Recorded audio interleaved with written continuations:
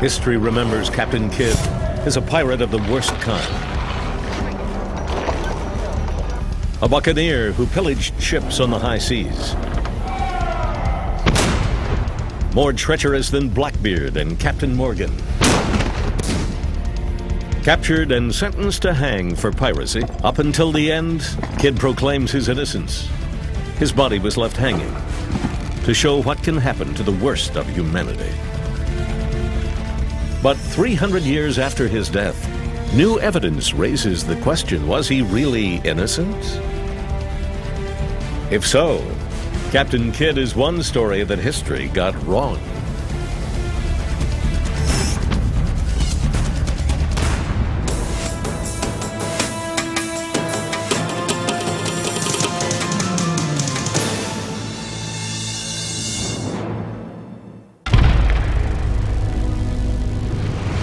In 1699, Captain William Kidd, pirate, is wanted around the globe. He leaves a trail of terror.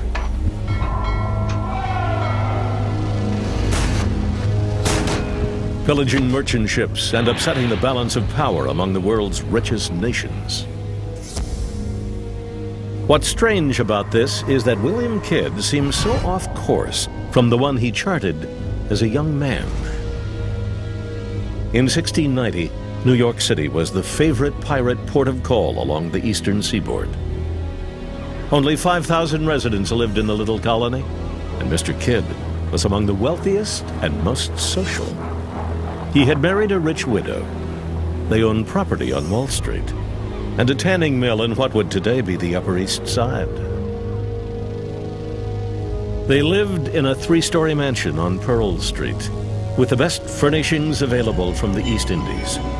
Mr. Kidd had nothing to worry about for the rest of his life, if only he could have been happy with that.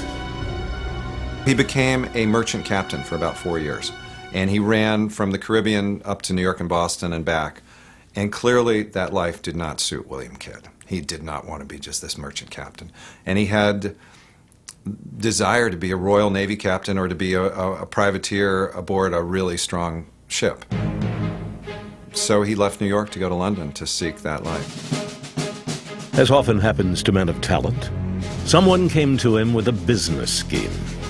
There's a big problem with piracy, and the government can't do a heck of a lot about it because they're engaged in this war with France. They're building naval vessels as fast as they can, but they can't spare them to go off and do anything. In other words, all available men are enlisted into the Royal Navy to fight the war with France.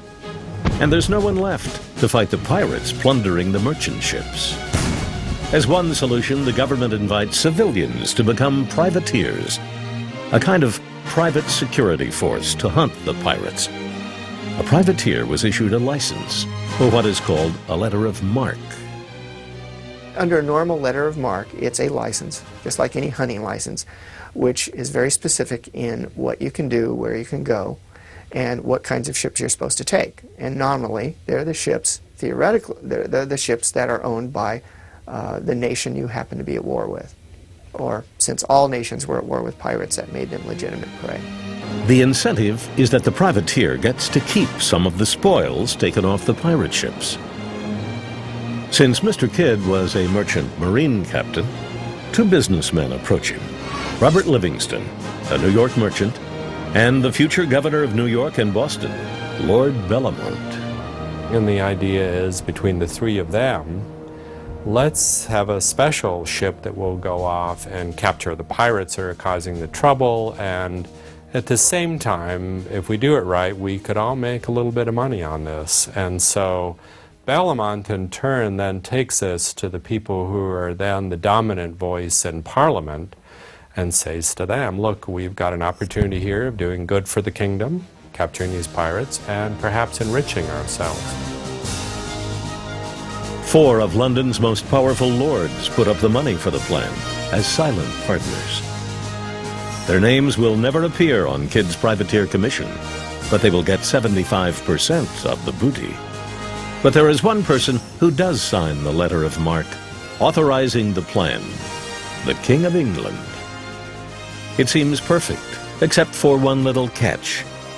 There is a clause in the contract that prohibits Captain Kidd from offending or molesting the ships of any friends or allies of England. So they then have a great prize. They've got the backing of the government, and right from the top they get all the right licenses, papers, and instructions, and a ship, and a good fighting ship, and they're to go off and grab the pirates. With the king as partner and a contract from Parliament, Kidd is running with the wind. His ship is the Adventure Galley, a 290-ton fighting ship outfitted with 34 guns. It's the business deal of a lifetime. William Kidd will soon be back on the sea lanes, this time as Captain Kidd, privateer. He leaves London, which seemed like the center of the world with its 300,000 inhabitants. She's the mother country of the American colonies, with no revolution in sight. But New York City is where Captain Kidd has to go to get his privateer crew. If he's to track pirates around the world, then beat them at their own game, he'll need an experienced crew. And in 1690, the most experienced sailors are the pirates in New York. The merchants of this raw little colony are happy to turn a good profit with the booty coming off these skilled sailors' ships. There was very important trade that went up to Mecca, and you had these pilgrim ships going up to Mecca with lots of pilgrims, and so there were a number of pirates who got the hang of this, and they would hover around the entrance to the Red Sea. It's the spring of 1696 when Captain Kidd docks at the island of Manhattan. Now, if you go to New York and you start prowling the waterfront, asking for men to go off with you to Madagascar, first of all, you want people who know something about it, and chances are they're pirates. And after all, what better way to go after a pirate than to go after him with a bunch of pirates? The bigger question is, how do you control a crew of pirates?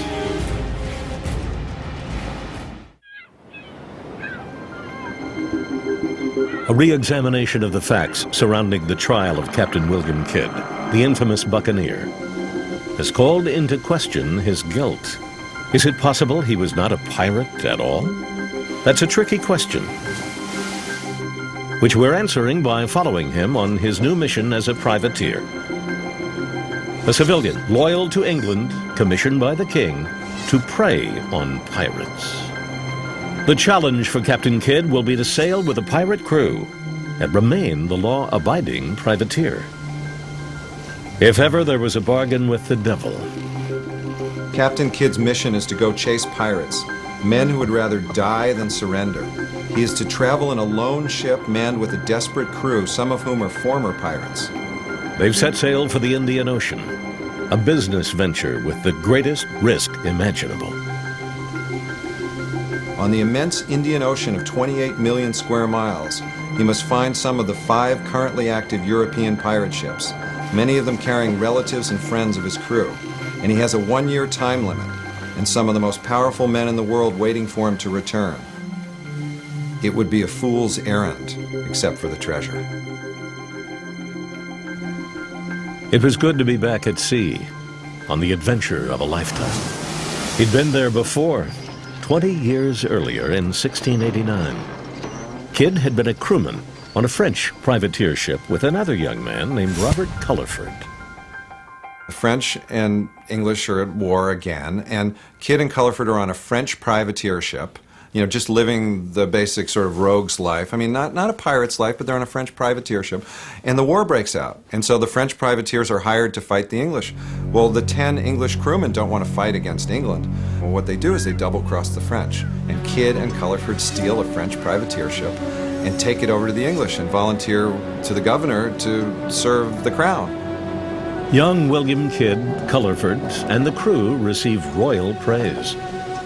Kidd for the first time is Captain Kidd, which gives him license to command his friend Culliford, and he shows no special favor. It would come back to haunt him.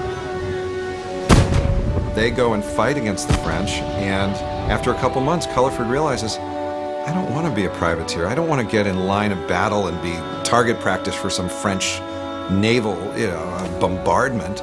I want the pirate life. So Culliford steals Captain Kidd's ship. So much for privateering. Culliford decides to turn pirate. There's a difference between privateering and pirating. It's a fine line, but there is an absolute difference, and it's a legal difference. If you do have a legal document in your hands from a duly elected, duly appointed representative, then you're a privateer, then it's at least quasi-legal. There's a difference between being an out-and-out pirate, just taking ships of all nations. Zax finds further proof when he discovers the diary of Captain Willock, a prisoner who was held for 11 months aboard the pirate ship of Captain Robert Culliford. For Zax, it defined exactly what a pirate really was and what Kidd was not. That was the most amazing moment. I mean, it is just a down-to-earth portrayal of life aboard a pirate ship by this Captain Willocks, and it made pirate life come alive. He found that Kidd did not engage in the behavior of pirates. He was a privateer at heart, in contrast to Culliford as described in the diary. In Captain Kidd's day, pirates flew a blood-red flag, which basically meant, give up now, or else we will kill everybody on board. It meant we will give no quarter. And it was a terrifying thing to see that flag. Pirates were basically sailors who threw off the yoke of a miserable life in the Royal Navy or the Merchant Service and stole a ship and went out. They called it, a roving. They went out to capture what they could. That was Culliford, Zax believed, not Captain Kidd. But in war, things can get complicated. Both pirates and privateers would often present false flags. It may not have been clear when someone drifted from being a privateer into a pirate. I mean, it would seem to us pretty obvious, but in fact it was common for ships in those days to fly flags of any nation they thought would serve their purpose, regardless of where they were actually from or registered. Ships carried multiple papers issued from different governments, some of them fraudulent. Flying false colors was a way to lure the unsuspecting ship into range, and then they would use the ploy of intimidation. They would also use terror. What they used to do was to fire a shot across the bows of their victim and then come up alongside and make a tremendous noise and racket, and all the pirates would appear on deck, shout at the top of their voices, throw hand grenades, and generally terrorize the victim into surrender, because what you wanted was to capture your victim, preferably without a fight. If this fails, all that is left is to prepare the cannons and attack. During Kidd's famous voyage to the Indian Ocean, he will use similar methods. If someone looks like a pirate, fights like a pirate, and takes booty like a pirate, it may be hard to convince your enemies and competitors you're just a law-abiding privateer. Such is the delicacy of Captain Kidd's mission, which immediately begins to sail into troubled waters. By the time he reaches the Indian Ocean, Kidd is branded a pirate and blamed for every attack in the region. It was founded on the rumors of these captures. All the piracies of the East Indies were lumped onto his head, onto Captain Kidd. There's just no instances of him being this brutal pirate and attacking other ships and killing the other crew, and he did a privateer's job on 2 ships. But Robert Ritchie begs to differ. First, there's the Articles of Agreement. The sailors call it a no-pray, no-pay contract. Kidd breaks this standard contract for the crew's division of spoils. He grants a pirate's share to the crew. This was quite a wild move. I mean, he was unable to get a crew, given the agreement that he had been given in London, where they would only give the crew 25% of the take. And so he switched it, he flipped it. He agreed to give the crew 75% of the take, and he would only reserve 25% for these incredibly powerful men. Now that was, you could call it shady, risky, whatever it was. He felt he had to make that decision in order to go out, in order to get the mission started. Back in London, shady is exactly what partner Robert Livingston thinks. If the crew gets 75%, the partners get less. Not exactly what they agreed to. Livingston instantly sent a letter off to the lords back in London saying, when Kidd returns to the colonies, we should capture him immediately because the word is that he's changed this agreement. So Robert Livingston had already double-crossed Kidd. You know, at this point, you could say Kidd had changed the rules, you know, and it was already getting very sticky. His only concern now is his commission, his ship, and managing his crew. The captain ruled supreme, and you did not disobey the orders of the captain. The problem with Captain Kidd was that he wasn't a natural leader. He tended to lead by bullying. That, along with the cramped living quarters, created a constant state of unrest aboard the Adventure Galley. These are dangerous voyages. The mood of any crew can change as quickly as the tide. These are long, arduous voyages. Things can go badly wrong. And that's when you've really got to be a pretty strong individual and a pretty good captain to say, okay, let's have enough of this. Let's get on with the job here. It's not an easy thing. It's a mixture of violence and cajolery. And sometimes mutiny.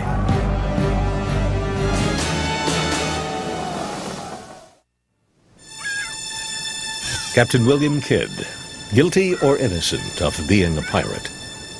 Did he have evidence to prove his innocence? The answers lie in the vast hunting grounds of 18th century pirates. In the summer of 1696, Captain Kidd mans a ship mostly crewed by pirates. His mission as privateer, hunt pirates and enemy ships of the British Empire within 1 year's time, while 4 lords of England await Kidd's profitable return. Kidd has trouble finding pirate ships to plunder. Rumors spread that Kidd has turned pirate. The crew turns restless as time drifts away. A mutiny on a ship could be caused by all sorts of things. It was usually caused by a bad captain and by bad officers, by which I mean they bullied, they were sarcastic. That was Captain Kidd. Still, he managed to make headway, although sudden changes were in the wind. When he's in the South Atlantic, Kidd has the great misfortune of falling in with an English squadron that's on its way south also. And suddenly, here they are, a group of naval vessels, and there he is. He's got a very large crew. Naval vessels never have enough people. The English squadron is commanded by Commodore Warren, and they're hunting enemy ships, French ships, and their allies. Kidd fears Warren will take his men. And they row away in the night so that by morning they're out of sight, because he was pretty sure that they were going to take a lot of men off the ship. Kidd has now added a second piece of damaging evidence for use against him. The first are the Articles of Agreement. The second, his evasion of Commodore Warren. Well, Warren then assumes Kidd must be a pirate. And he starts spreading these rumors. And the rumors reach the East India Company very quickly, captain to captain in the ports. The rumors spread. So before Kidd's even arrived, he's being treated by the most powerful British company there as a pirate. This reputation follows him as he heads toward the East Indies. 1697. A year into his commission and nothing to show for it. Kidd heads to Madagascar, a refuge for pirates hoping to score. There, he receives word that he has been accused of piracy. Is Kidd really the pirate hunter who turned pirate? With no spoils to return with, Kidd misses his deadline. Now time is of the essence. The crew is restless and hungry to find treasure. In early May, Kidd sets his course towards the Red Sea. Well, where are you going to find pirates? You're going to find them where they attack ships. I mean, to me, it's an absolute no-brainer that Kidd would go to the Red Sea, which is where the pirates attack the ships. This is where you'd find a pirate. You wait for him to capture a Muslim ship and to go off 10, 20, 30 miles away from everyone else, and then you attack him. And you fulfilled your commission perfectly. But looking at it another way, Robert Ritchie says this is Kidd's third act of piracy. First, breaking the Articles of Agreement. Second, Kidd's suspicious actions after meeting Commodore Warren. And third, he sails to the mouth of the Red Sea, where many of the ships are friendly to England. Word of his piracy has spread. No ports of call send Captain Kidd a welcome. Kidd and the crew are stuck at sea. By this time, his men are really getting antsy. They've spent months and months and months at sea. They've got nothing to show for it. And remember, if they don't have things that they have acquired, either through privateering or piracy, they get nothing. Finally, there's a confrontation between him and Gunner Moore. They're sitting on the deck, he's sharpening a chisel, and he's muttering. And Captain Kidd basically confronts him about the muttering, and Moore says that you have ruined us all. And Kidd calls him a lousy dog. And then Kidd takes a bucket and swings it, and it catches Moore right in the temple and cracks Moore's skull, and Moore dies the next day. Did Kidd intend to kill Moore with a bucket? I think he might have chosen another weapon. I'm not sure. That's not the weapon of choice. But yes, Kidd snapped, lost his temper, swung the bucket. Moore died. Not only rumored a pirate, but now a murderer. Months after missing his deadline, Kidd lies in wait along the main travel lanes for the East India Company. When he and his crew spot the outline of a ship on the horizon, Kidd orders the French flag hoisted. They fly a French flag, he flies a French flag, they speak French across the water, they board the ship, and then, of course, well, you're not French at all. Well, of course you're not French at all. Well, that's okay, we're going to seize you now. Or we are going to seize you because you have pretended that you're French because we pretended we were French. Kidd's ruse produces a capture. They did present the French letter, and that letter, that document exists to this day. And by the rules of that age, this was a legitimate capture. Anybody who is playing a cat and mouse game and trying to be a privateer, you are always trying to get the other guy to admit that he is of the nation that you need to capture, namely French. And a couple of the ships that Kidd does capture do have French papers. Not all of them do. And that's not excusable as privateering. It's piracy. 2 months later, the adventure galley spots another sail. But Kidd's luck is about to turn disastrous. Kidd encounters this big merchant ship called the Quedagh Merchant in the Indian Ocean and decides to attack it, and he captures it. Well, the fortunate thing is that it had a huge amount of rich, wealthy cargo, silks and all that sort of stuff on it. So he thinks he's got a treasure ship, and of course the crew are thrilled because at last they can see some money at the end of the voyage. And that ship again presented a French pass and was a legitimate capture. It's an enormous prize, the second in just a few months. The capture seems legitimate until Kidd learns damaging information. The problem is that the Quedagh Merchant had an English captain. It was owned by a consortium of Armenian merchants or businessmen, and even more fatally for Kidd, a large proportion of the cargo was owned by a senior official in the court of the Grand Mogul of India, so that by capturing this particular ship, Kidd had managed to upset a lot of interests in the Indian Ocean. Kidd has stumbled into a political quagmire. The right thing to do is return the ship. Instead, Kidd keeps her and stores the 2 French passes, his alibis, in the lining of his waistcoat. Pirate or privateer, it's a matter of perspective. Robert Ritchie feels Kidd's actions are clear evidence he's become a pirate. But Richard Zacks tries to understand Kidd's motives and dilemma.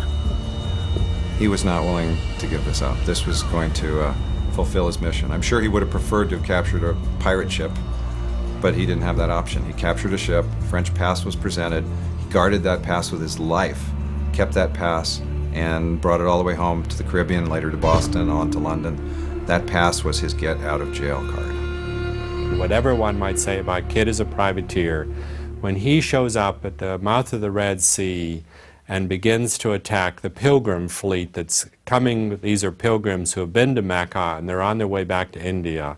This is a famous fleet that pirates love to get because it is loaded with gold, trade goods, a lot of exotic materials, a lot of luxury goods, a lot of spices. By attacking the fleet, he's committing piracy. So in the voyage at this point, he's not a privateer, he's really a pirate. He would need the French passes to prove his innocence if he was caught and tried for piracy.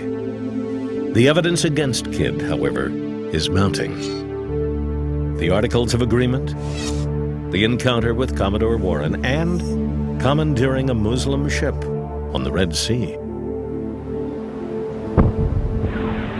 He has no license to do what he's doing. He has no license to attack the Muslim fleet.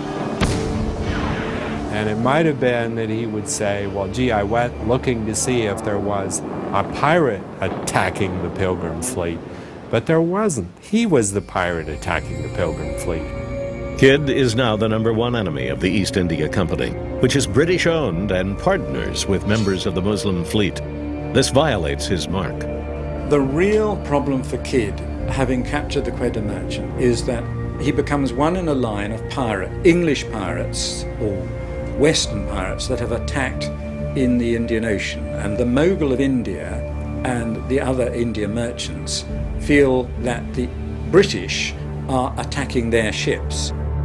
Until the smoke clears, Kidd set sail with his 2 captured ships to the Isle of St. Maurice in Madagascar. There he is reunited with Captain Robert Culliford, the pirate who stole his ship 20 years earlier. If Kidd is hunting pirates, shouldn't he arrest Culliford and his men? History has 2 different points of view about their encounter. Kidd gets to Madagascar, gets to the island of St. Maurice, and there are a lot of pirates there, and he could have arrested all of them. He would have been a great man in England. Everybody would have been happy. He would have followed his instructions that he had also done these other little things along the way. Might have been overlooked, but he doesn't. And of course, since he's been in the piracy business for a while, he's meeting old friends. He should have arrested them, but he didn't. Instead of which, he goes on board and has a drink with Robert Culliford, and therefore sort of fatally compromises himself, really, because at that point it confirms the worst fears of the East India Company and all the legitimate British ships in the area, that Captain Kidd is no more than a pirate. He clearly wanted to capture. It was a pirate ship. He could capture it. More glory for Kidd. Kidd wants to, make money, join the establishment, and he orders his men to attack, and Kidd's men refuse to attack. They mutiny over to Robert Culliford, and he loses 95 of his crew of 110 or so. After 3 years, Kidd discards the rotting and beached Adventure Galley and heads home to New York City on one of his captured ships, the Quedda Merchant. Kidd's new mission is to prove his innocence. He is now the hunted pirate. His only proof of insurance are the 2 French passes stored in his waistcoat.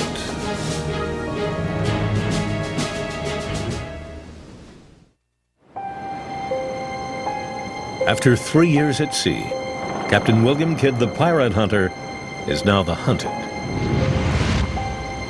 Aboard the captured Quedda Merchant, Kidd is en route back to New York City with his 2 French identity passes, proof that he captured an enemy ship, not one friendly to England. But proving his innocence will be hard to do in a stolen merchant ship. Every colonial governor has orders to seize and arrest him. On the lagoon of Santa Catalina, Kidd abandons the Quedda Merchant and buys a new ship, the San Antonio. He decides that it's too risky, since their word is clearly out that he's a pirate, He might not make it up there if he sails on the Quito Merchant. Plus, he has almost no crew anyhow. So he wants to sail aboard an anonymous ship, basically. So he buys a ship called the San Antonio, and he sails north to New York and Boston. As Kidd approaches New York, he receives word from Bellomont that he's in Boston. So Kidd now has even more decisions. Do I go to Boston? Do I go to New York? Do I just disappear? Am I in trouble here? Now governor of New York and Boston, Bellomont has a greeting for his old partner, just enough to lure Kidd to meet him. And the governor is all smiles and thrilled to have Kidd back, and basically says, if your story is as you say, that your crew mutinied on you, there should be no problem, and please come into the harbor. Before Kidd meets with Bellomont, he stops at Gardiner's Island to leave himself a security deposit. He goes to Gardiner's Island and he buries the bulk of the treasure, which I think he's being smart. He's hedging his bet. If Bellomont turns out to be double-crossing him, he can say, I'm the only man in the world who knows where the treasure is. He was trying to give himself what I call a get-out-of-jail-free card, another opportunity. If the French passes didn't work, his second bit of leverage would be that this is where the gold and silver is. It's on Gardiner's Island. In 1699, Kidd and Bellomont meet in Boston for the first time in 3 years. Bellomont asks Kidd to give him an account of his voyage. And instantly he is brought before the governor and his council and told to give a written receipt for everything he has done and a written narrative of his journey. He's fairly outraged. So Kidd now goes to Bellomont's house to confront him. It just so happens it's at the exact same time that an order has been given for Kidd's arrest. Kidd for once decides to be a gentleman. I mean, here's a guy who's been a fighter on a privateer ship, could fight his way. And he decides to be a gentleman. He submits to arrest in the governor's mansion. Zax believes that Kidd's very presence in Boston supports his claim that he is a privateer, not a pirate. If he was a true pirate, he doesn't come back. It's as simple as that. He just disappears. He keeps his money. He goes to the Caribbean. He sends a message to Sarah, come meet me in Ile La Vache and we'll live the pirate life. We'll go to Port Royal, we'll go wherever. But he doesn't do that. He comes back to the heart of the English Empire. He comes back to Boston, which is like the lead city in the colonies. What pirate comes to Boston, please? With no legal record of his voyage, Governor Bellomont double-crosses Kidd and has him arrested. He also sends Kidd's belongings and retrieved treasure back to the Admiralty in London. After only 6 days on shore, Captain Kidd will never be a free man again. He gets held in Boston for something like 8 months because Governor Bellomont wants to know what to do with Kidd. Maybe Kidd is supposed to disappear in the colonies. Maybe Governor Bellomont is terrified of offending those four lords and the king. His entire fortune is dependent on this being handled properly, so he keeps waiting for instructions. And it takes, a month or two to travel each way. So this takes a long time before that happens. It takes 8 months of being landlocked in his cell before Kidd is returned to London by law in February of 1700. Ashore in England, he is stripped bare of all his belongings. He takes with him all of the records of his voyage because they're all he's got in order to make the claim that he's going to make, and that is, the ships I captured were French. I have a privateering commission. Besides my instructions to capture pirates, I do have a privateering commission. These ships are French. He takes his passes with him. He takes the records of the ships. He's got everything. Gets to London. All of his papers are seized, of course, because he's now a very notorious individual. He's a big-time pirate. But more importantly, he's very dangerous to the very man who sponsored his voyage because they're out of government. And the opposition is now in power, and the opposition would love to smear their opponents with a charge of piracy. They have a choice. His backers have a choice. He is now known as a notorious pirate. They can either defend him and say, no, he was not a pirate, or they can say, we gave him an honorable commission and he abused that commission. He turned on us and he turned pirate. Kidd is put in solitary confinement at Newgate Prison until he is summoned for his first pre-trial interview. He's interviewed by the enemies of his friends. He's interviewed by his friends. But the legal processes are started to try him for murder of Gunner Moore and of piracy. He's also got another very powerful enemy at this stage, and that's the East India Company, because they want to use him as an example also. His only hope is to prove himself as a privateer. But Kidd thinks he has the key to walking away from prison a free man. The French passes that are stored away for 2 years in the Admiralty files. When he's preparing for his trial, the French passes are nowhere to be found. They have disappeared. And this is an enormous problem for Kidd, because these are what justify his 2 captures, the Quito Merchant and the Ruparel. And he's shown those documents to so many people aboard the ships. They've been read before the House of Commons, but they're nowhere to be found for his trial. They're trying one another for treason at this point. These are the most powerful men in England. This is a tough game, and he's a pawn in this. And they're going to get their way with him. That's why he doesn't get his records. The trial of Captain Kidd is next.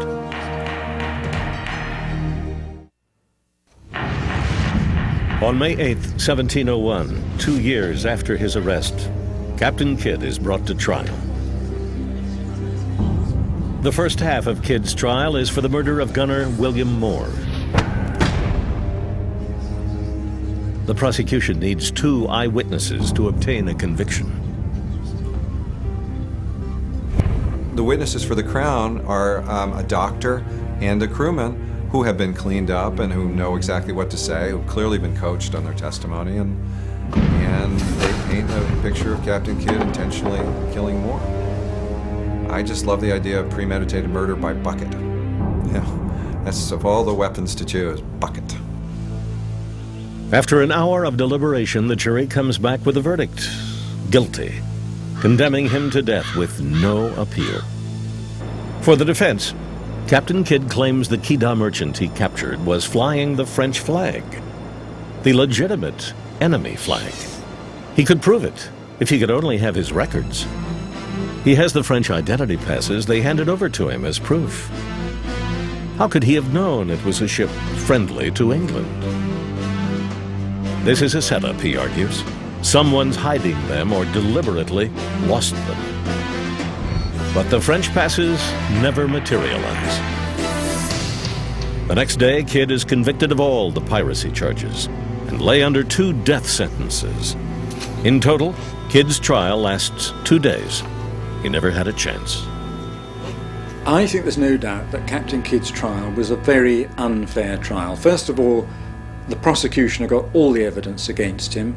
They were determined to convict him anyway. He was a scapegoat in a show trial, and he could produce no evidence to support him. He swore blind that he was an innocent man from beginning to end. They had all the evidence to prove that he had murdered his gunner, that he committed piracy in the Indian Ocean, and so it was a cut and dry case. In terms of modern jurisprudence, the trial's a farce. He's not allowed a lawyer. He has to defend himself. He's not allowed his records. History is left believing that the records he claimed would have exonerated him either vanished, were deliberately hidden, or didn't exist at all. In 1911, deep within the corridors of London's Public Records Office, American treasure hunter R.D. Payne was searching for treasure maps from the pirates of 200 years earlier. While digging through 17th century Admiralty files, Payne discovered 2 French passes that had been misfiled. Upon inspection, they were the very passes taken off 2 ships by one of history's most ruthless buccaneers, Captain William Kidd. Kidd insisted at his trial, I have my records here. If I'm allowed to get my records, I can prove my innocence. but those records are not available. There they were 200 years late. Kidd was telling the truth. But in a trial that seemed predestined to a guilty verdict, would anyone have believed him? A procession of onlookers followed Captain Kidd along with 3 other men sentenced to die at execution dock. Set in place, the noose is attached around Kidd's neck. The platform knocked away, but the rope breaks. And Kidd had been drunk. Kidd got roaring drunk on the way to the gallows.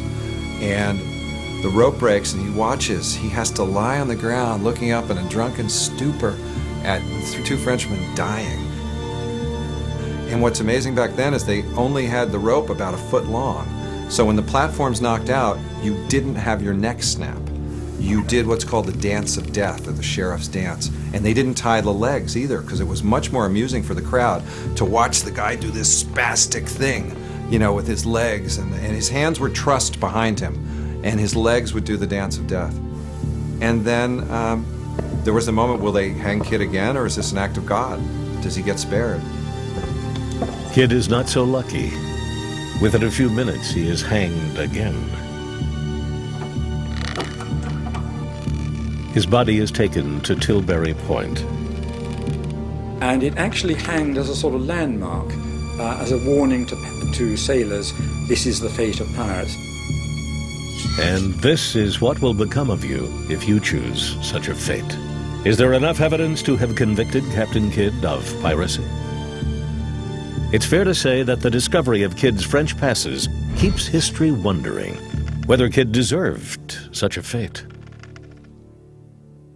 On the other hand, he had killed Gunner Moore. On the other hand, he had committed piracy. Both of those are capital crimes. His trial is a farce to us, so he's a very sympathetic character. But he was a pirate, and he was a murderer. He claimed later, when he was on trial for his life, that if I have broken any laws, it was the fault of the people who hired me. I did what I was hired to do. And in a way, he was, how could he assume that 4 of the most powerful lords, Speaker of Lords, how could he assume that they were breaking the law? There's no doubt that what happened to Kidd changed the fundamental law in England relating to piracy and became a very important aspect of how the British would in the end bring piracy to a conclusion in the role of the buccaneer of the 17th century in the 1720s. In the 21st century, piracy still exists. There's plenty of piracy now. There's a website where on the Maritime Global Net where you can see where acts of piracy are taking place. They're taking place every day. And believe me, those are not romantic people. They aren't people that you would go make movies about now. They're just thieves, and some of them are murderous thieves, and they do make the overhead, the cost of conducting trade, more expensive. They're no different than the people in the 17th century. Captain Kidd's legacy lives on to this day in the form of Greenwich Hospital in England, built with the money taken from Kidd's captured goods. That treasure lives in infamy. Every year, treasure hunters continue to search for Captain Kidd's buried fortune, believing he was the most bloodthirsty of them all. Now they have something new to wonder about. Those 2 French passes, do they mean he was not a pirate after all?